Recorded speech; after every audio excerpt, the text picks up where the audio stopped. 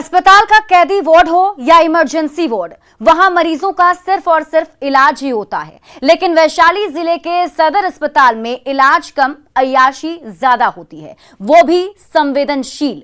कैदी वार्ड के बंद कमरे में, रात के अंधेरे में कैदी वार्ड के बंद कमरे में कॉल गर्ल बुलाई जाती है और फिल्म मुन्ना भाई एमबीबीएस की तर्ज पर अस्पताल के कैदी वार्ड में लड़कियां परोसी जाती है। कैदियों की रात रंगीन बनाई जाती है, जख्मों पर मरहम की जगह जिस्म की भूख मिटाई जाती है। लेकिन अब कैदी वार्ड के बंद कमरे का डटी राज खुल चुका है, जिसके बाद से पुलिस महकमे में खलबली मच गई है और हर कोई कैदी वार्ड का कॉल गर्ल का सच जानना चाहता है। इस रिपोर्ट में देखिए कैदी वार्ड में कॉल गर्ल की पूरी कहानी। सदर अस्पताल के कैदी वार्ड में गंदा काम, कैदी वार्ड के बंद कमरे का खुला डर्टी राज। रंगीन मिजाज कैदी ने लगाई सिस्टम की वाट। कैदी वार्ड में मिली कॉल गर्ल और पुलिस महकमे में मच गया हड़कंप।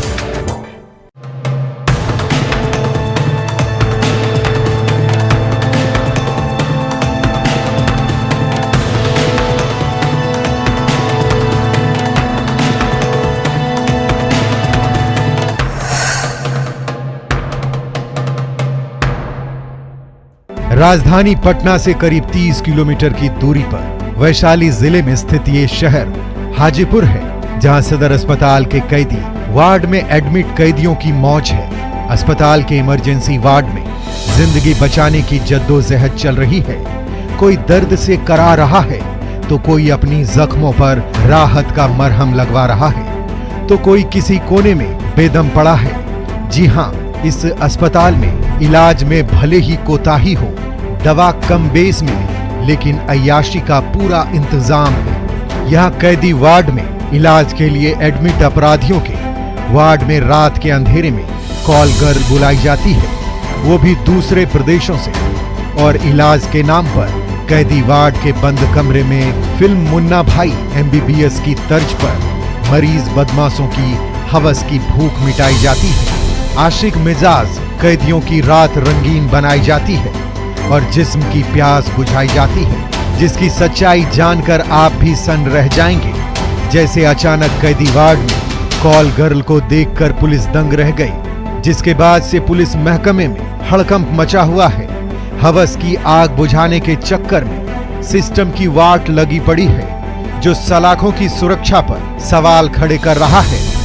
अस्पताल की व्यवस्था पर कोहराम मचा हुआ है, क्योंकि सदर अस्पताल के कैदी वार्ड के बंद कमरे का गंदा राज खुल गया है।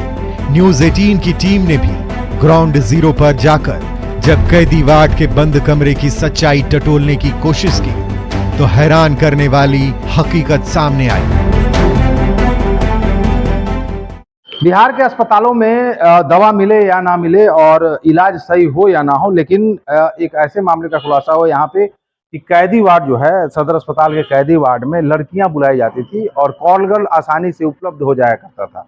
इस बात का खुलासा होने के साथ ही प्रशासनिक महकमे में जो है वो खलबली मच गई है और पूरे मामले की जो है उच्च स्तरीय जांच शुरू कर दी गई है। मैं आपको बता दूं कि ये मामला क्या है। दरअसल एक दूसरे किसी लूट कांड के उद्भेदन को लेकर करताहा थाना की पुलिस यहाँ पे पहुंची थी और कैदी वार्ड में एक जो सजायाफ्ता कैदी है, जो यहाँ पे जेल से इलाज कराने के लिए यहाँ पे आया था, उससे पूछताछ करने के लिए जब यहाँ पुलिस पहुंची तो उस समय बहुत शक रह गई। जब अंदर का नज़ारा पुलिस ने देखा और देखा कि दूसरे प्रदेश से लड़कियां यहाँ पे बुलाई गई थी और कैदी जो थे वो रंगरेलियां मना रहे थे।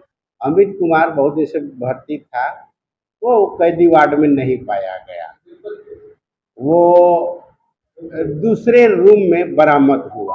वहाँ पर एक महिला भी थी जो संदिग्ध चरित्र का ही होगा। रात में आखिर कौन महिला क्यों जाएगा दूसरे के अकेले में? तो यही मामला है और बाकी का भी जांच पड़ताल हो। बात आ रही है कि उनको भी डिटेन किया गया है। हाँ, एक एनजीओ का स्वास्थ्य कर्मी वहाँ पर था, जिसके पास चाबी था उस रूम का। चाबी उसी ने उसको दिया था, मुहैया कराया था। जी, सजायाफ्ता कैदी जिसका नाम अमित है, अमित उर्फ गोलू नाम से है, वो यहाँ पे सदर अस्पताल में कैदी वार्ड में था और उसको आपत्तिजनक स्थिति में एक महिला के साथ में पाया गया है। इसमें केस दर्ज किया जा रहा है। जिन लोगों की भी लापरवाही या संलिप्तता इस पूरे प्रकरण में थी, पुलिस उन पर केस कर रही है, उन्हें हिरासत में लिया गया है और इस पर अग्रतर अनुसंधान जारी है। इस घटना से जुड़े सभी आयाम एवं सभी बिंदुओं पर एसडीपीओ सदर इसकी जांच कर रहे हैं। सही सुना आपने। हाजीपुर में स्थित इसी सदर अस्पताल के कैदी वार्ड में इलाज के लिए एडमिट कैदी अमित ने रात रंगीन करने के लिए दूसरे प्रदेश से कॉल गर्ल बुलाई थी और कैदी वार्ड के बंद कमरे में रंगरलियां मना रहा था। जेल प्रशासन को मुंह चिढ़ा रहा था, अपनी हवस की भूख मिटा रहा था, कॉल गर्ल के हाथों से अपनी जख्मों पर मरहम लगवा रहा था और अस्पताल के कैदी वार्ड में जन्नत का मजा ले रहा था, जहां जाने के बाद बड़े बड़े बदमाशों के पसीने छूटने लगते हैं। लेकिन अमित इलाज के आड़ में रात में अय्याशी कर रहा था और जेल प्रशासन की मुंह पर कालिख पोत रहा था। कैदी वार्ड के मेन गेट पर तैनात पुलिसकर्मी उसकी पहरेदारी कर रहे थे, क्योंकि वो कागज के चंद टुकड़ों पर बिक गए थे। कैदी वार्ड के मेन गेट पर लगा सीसीटीवी कैमरा भी खामोश होकर सब कुछ देख रहा था। इसने कैदी वार्ड में कॉल गर्ल को आते हुए भी देखा और स्याह रात के सन्नाटे में पुलिस वाले के साथ जाते भी देखा, जिसके बाद से पुलिस महकमे में हड़कंप मचा हुआ है। उच्च स्तरीय जांच बैठा दी गई है और कैदी वार्ड में तैनात स्टाफ को ड्यूटी से हटा दिया गया है, जो जेल प्रशासन की पोल खोल रहा है। सूचना जो है वरीय पदाधिकारी को दी गई और वरीय पदाधिकारी जो है वो यहाँ पे पहुंचे और उसके बाद जो है लड़कियों को डिटेन किया गया है। आनन फानन में रात में ही जो है वो वरीय पदाधिकारियों ने यहाँ के जो वार्ड बॉय से लेकर जो भी कर्मी तैनात रहते हैं उन लोगों को हटा दिया गया और इस पूरे मामले की जो है वो नए सिरे से जांच शुरू कर दी गई। देखिए आप, ये कैदी वार्ड है और इसी वार्ड के अंतर्गत एक सेक्स रैकेट का खुलासा है, जो अपने आप में एक अजूबा और अनोखी घटना है और इस तरह की घटना शायद ही आप लोगों ने कभी आज तक देखी होगी कि अस्पताल में इस तरह से सेक्स रैकेट चल रहा था और ये बड़े पैमाने पर चल रहा था। बताया जा रहा है कि कई रसूखदार कैदी जो है वो यहाँ पे इलाज के नाम पे यहाँ पे बंद है और उसके बाद जो है वो रंगरलियां मनाते थे और लड़कियों का जो है वो सेक्स रैकेट इसमें चल रहा था। लापरवाही तो है, इसमें दो राय नहीं है। लापरवाही तो गार्ड जिसको दिया गया सुरक्षा के लिए, देखने के लिए, अगर वही बिक जाए तो बदनामी तो होती ही होती है। तो जांच में क्या है, कितने दिनों से चल रहा था यहाँ सेक्स रैकेट? नहीं, बहुत दिन से चल रहा है कि नहीं ऐसा तो नहीं जाना, मैंने कल देखा है। अब तो जांच का ही विषय है, कुछ और पता नहीं। जी, जो कैदी वार्ड में लगे हुए सुरक्षाकर्मी थे, अस्पताल का स्टाफ जो कि एनजीओ का बताया जाता है, जिसके पास वो चाबी थी, क्योंकि अनऑथराइज्ड एक्सेस प्रदान किया गया है, लेडी के साथ कोई कॉम्प्रोमाइज पोजीशन में मिला है, तो उन सब पे कार्रवाई की जाए। सर की जवान में जी, कहीं ना कहीं से उनकी संलिप्तता मान करके अनुसंधान का पार्ट हम दृष्टिया जो हम लोग के पास जानकारी है, we are filing an FIR and we are starting investigation. अब सवाल ये है कि अस्पताल के कैदी वार्ड में जिस्म फरोशी का धंधा कब से चल रहा है? इस गंदे धंधे में कौन कौन लोग शामिल है? क्या अस्पताल प्रबंधन की मिली भगत से कॉल गर्ल बुलाई जाती है? ड्यूटी पर तैनात पुलिस जवानों ने जेल प्रशासन को क्यों नहीं सूचना दी? क्या ड्यूटी पर तैनात जवान भी पैसों की लालच में बिक गए? अगर नहीं तो विभाग को इसकी खबर जवानों ने क्यों नहीं दी? क्या अस्पताल का कैदी वार्ड अय्याशी का अड्डा है? क्या यहां इलाज के नाम पर हवस की भूख मिटाई जाती है? अस्पताल में जिस्म फरोशी के स्कैंडल का सरदार कौन है? ये वो तमाम सवालात हैं जिसके जवाब अस्पताल प्रबंधन और कैदी वार्ड के बाहर ड्यूटी पर तैनात जवान को देना पड़ेगा, क्योंकि मामला सलाखों की सुरक्षा से है, अस्पताल की व्यवस्था से है। अगर पुलिस अधिकारी कैदी से पूछताछ के लिए अचानक कैदी वार्ड में नहीं आते तो बंद कमरे का गंदा राज बंद ही रहता और जेल प्रशासन को इसकी भनक तक नहीं लगती। कैदी इलाज के नाम पर मौज मस्ती करते रहते, अपनी जेल में जिस्म की प्यास बुझाते रहते, लेकिन ऐसा हुआ नहीं। जब पाप का घड़ा भर गया तो बंद कमरे का राज भी बेपर्दा हो गया। ऐसे में अब देखने वाली बात यह है कि पुलिस अब आगे क्या एक्शन लेती है। न्यूज़ 18 के लिए हाजीपुर से प्रफुल्ल कुमार के साथ ब्यूरो रिपोर्ट। कटिहार पुलिस ने एक ऐसे लूटकांड का खुलासा किया है जिसकी कहानी बिल्कुल फिल्मी है, जिसमें लेखक खुद पीड़ित कलेक्शन एजेंट हैं और उसके 2 अन्य साथी अहम किरदार हैं। 23 सितंबर को लूट की इस फिल्मी कहानी की तीनों ने प्लानिंग के तहत शूटिंग की और फिल्मी अंदाज में पीड़ित कलेक्शन एजेंट ने थाने पहुंचकर लूट की रिपोर्ट करा दी, जिसके बाद पुलिस ने तफ्तीश करते हुए 5 दिनों में लूट की फिल्मी कहानी को फ्लॉप कर दिया और स्क्रिप्ट राइटर से लेकर किरदारों को जेल की सलाखों में पहुंचा दिया। इस रिपोर्ट में देखिए लूट की फिल्मी कहानी को पुलिस ने कैसे फ्लॉप किया। कलेक्शन एजेंट की साजिश का पर्दाफाश, फर्जी लूट का 5 दिनों बाद खुला राज, साजिशकर्ता समेत 3 आरोपी गिरफ्तार।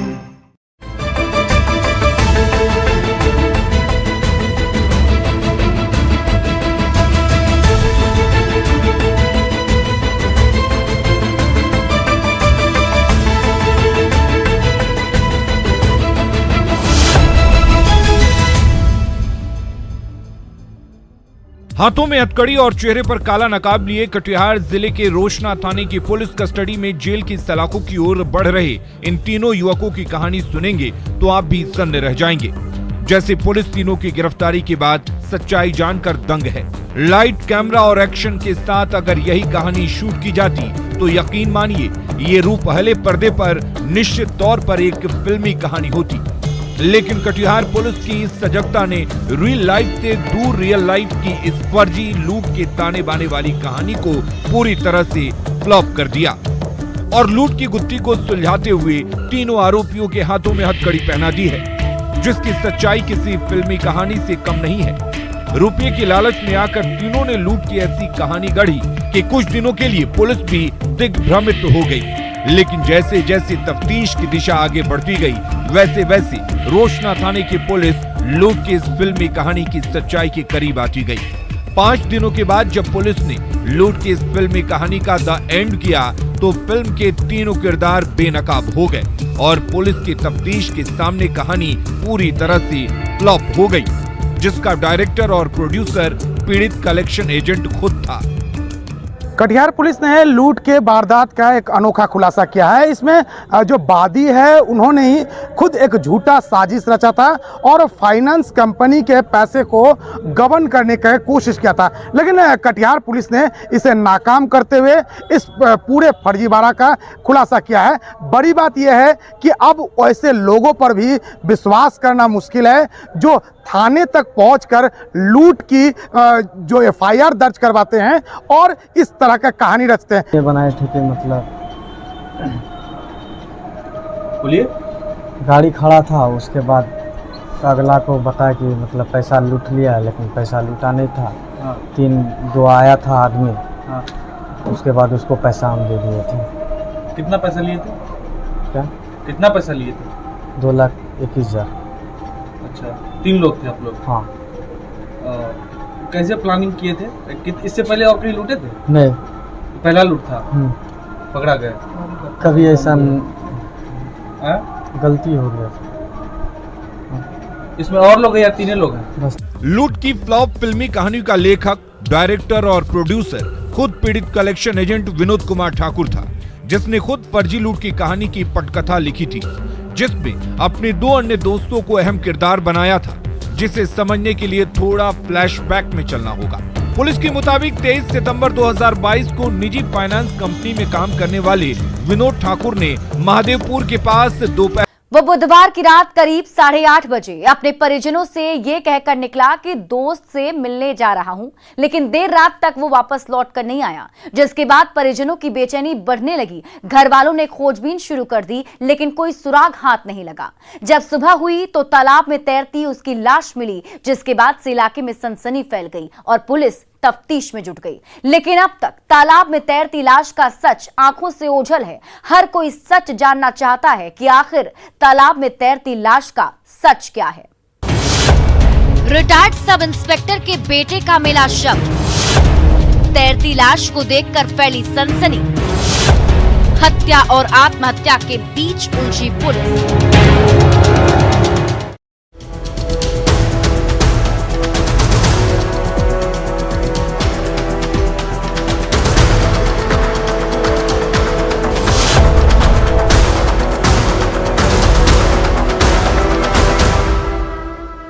पोस्टमार्टम हाउस के बाहर उमड़ी भीड़ और उस हुजूम में छाती पीट पीट कर रोते बिलखते परिजनों की तस्वीरें आरा से सामने आई हैं, जहां घर का एक चिराग बुझ गया, जिगर का टुकड़ा हमेशा के लिए साथ छोड़कर चला गया।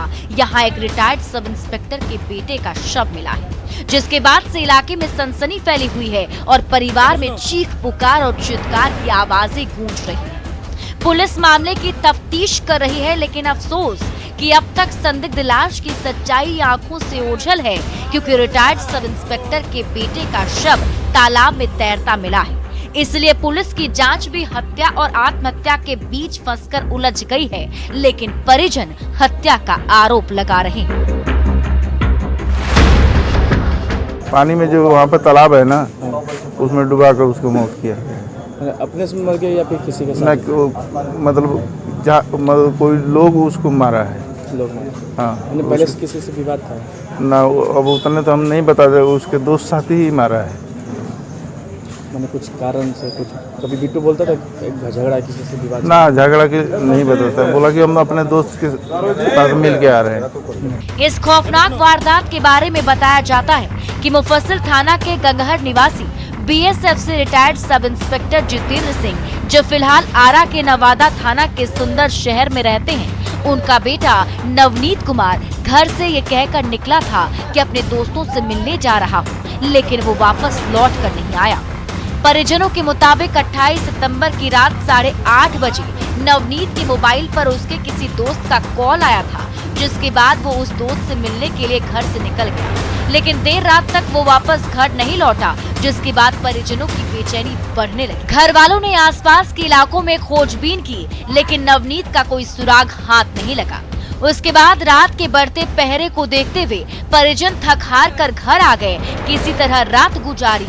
जब सुबह हुई तो नवादा थाना के कलेक्टेरिएट तालाब में नवनीत की तैरती लाश मिली, जिसे देखने के लिए लोगों की भीड़ जुटी हुई है। जब परिजन हुजूम देखकर तालाब के पास गए तो पांव तले जमीन खिसक गई, क्योंकि वो लाश किसी और की नहीं, retired sub inspector Jitendra Singh के बेटे नवनीत की थी, जो आईआईटी की तैयारी कर रहा था। उसके बाद परिजनों ने पुलिस को सूचना दी। खबर मिलते ही पुलिस मौके पर पहुंची और शव को कब्जे में लेते हुए जांच में जुट गई। थोड़ा सा मतलब कलेक्ट्रेट के पास में घूम के आ रहे हैं, सूर्य मंदिर के पास से। तो फिर क्या हुआ? इसके बाद में वो आया ही नहीं। तो आप लोग खोजे? हम सुबह में वॉकिंग के लिए गए, 4:30 बजे तो देखे कि वहाँ पे लाश पड़ा हुआ है।